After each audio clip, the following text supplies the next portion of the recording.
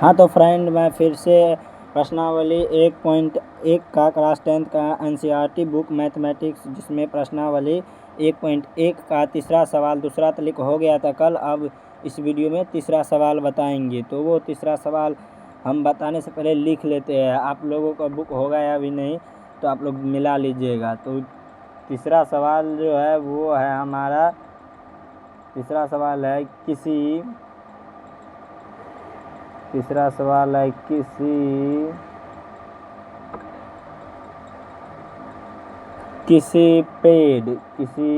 Parade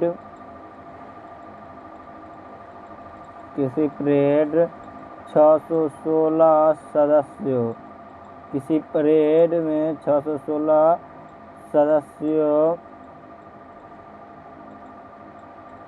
सदस्यों वाली 616 सदस्यों वाली सेना 616 सदस्यों वाली सेना आर्मी किस चीज़ का सेना है? आर्मी का। वो कितना सदस्यों वाली है? 616। आर्मी की टुकड़ी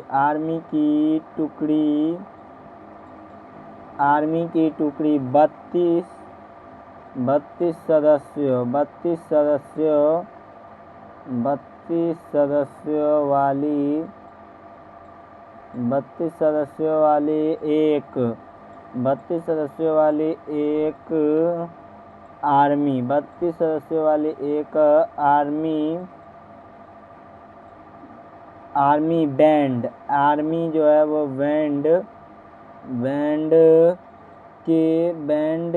आर्मी बैंड के पीछे मार्च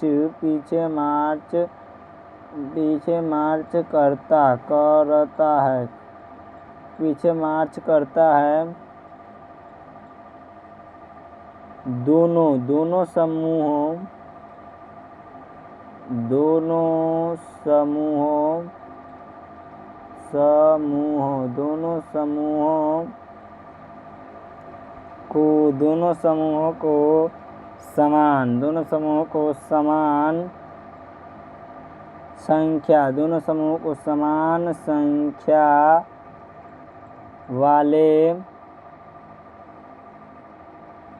दोनों समूहों को समान संख्या वाले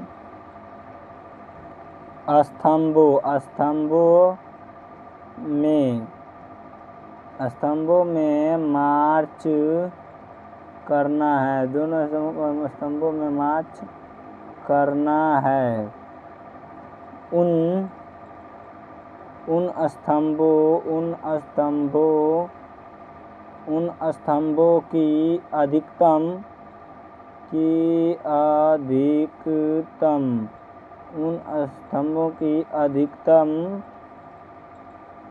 संख्या क्या है?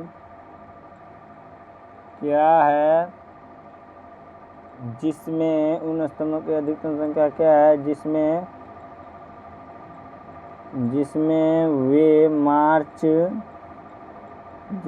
वे मार्च कर सकते हैं।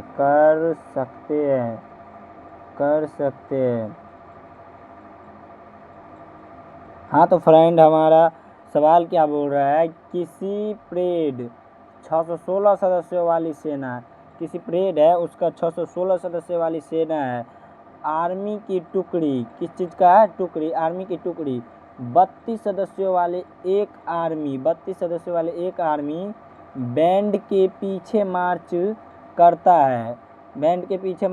है। तो दोनों समूहों को समान संख्या वाले स्तंभों में मार्च करना है।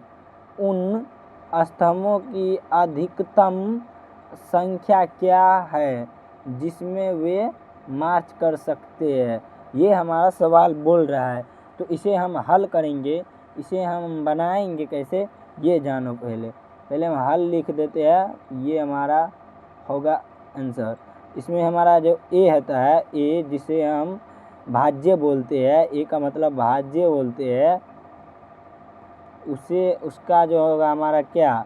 इसमें 616 जो बड़ा है ए, हम बताए होंगे जो ए जो बड़ा होता है इस दोनों में से 100 होगा तो 616 होगा। और बी जो भाजक होता है जिसे कहते हैं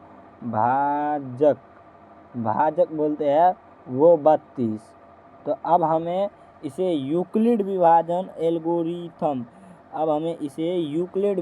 एल्गोरिथम के प्रयोग से किस चीज़ का प्रयोग से अभी सीख रहे हैं यूक्लिड विभाजन एल्गोरिथम का प्रयोग से। तो यहाँ पर हम लिखेंगे यूक्लिड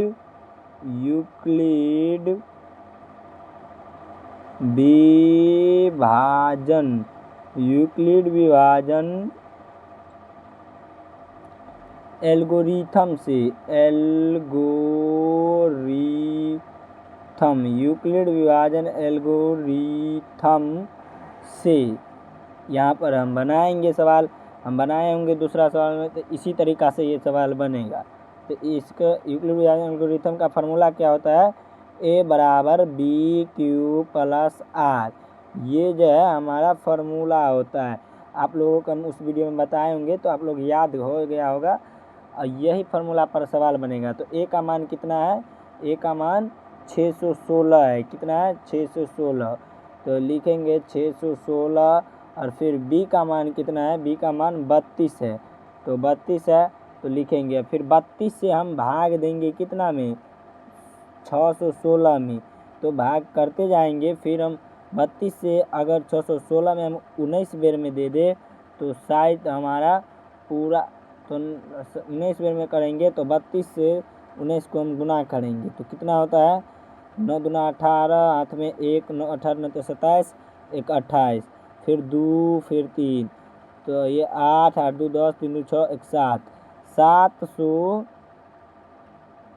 3 2 5, 8 2 10, 3 2 5, 1 6, सॉरी 608 होता है हमारा। इसे घटाएंगे तो 8 बचेगा। 8 बचेगा तो क्या बोलते हैं, ये जो होता है Q, इसको हम भागफल बोलते हैं। तो यही हमारा ना भागफल है, तो यह लिखेंगे 19, और शेष फल कितना आया है 8, तो 8 लिखेंगे। फिर ये जो बड़ा वाला अंक है, ये जो B है इसका B, ये फिर इधर आएगा, और 8 जो होगा R शेष वाला ये इधर। फिर हम भाग देंगे 8 से 32 में, तो 8 चौक 32 हो जाता है। तो ये 8 चौक 32 तो कटे जाएगा, तो फिर 0, तो इसका जो होगा आंसर होगा 8। तो इसे हम लिखेंगे, अतः इसे मिटा देते हैं, इसे मिटा देंगे, अतः लिखेंगे अतः 616 और 32 का 616 और 32 का HCF बराबर 8 स्तंभ, ये हमारा आंसर हो गया। समझे? Thank you. अगर आप लोगों को वीडियो समझ में आती है तो प्लीज़ लाइक एंड सब्सक्राइब करिएगा, क्योंकि आप सभी के से मैं ये वीडियो डालता हूँ। अगर आप लोग सपोर्ट नहीं करिएगा तो फिर मैं भी एक गरीब परिवार से हूँ। अगर आप लोग थोड़ा सा वीडियो अच्छा लगे होगे तो प्लीज़ लाइक एंड सब्सक्राइब कर दीजिए। Thank you.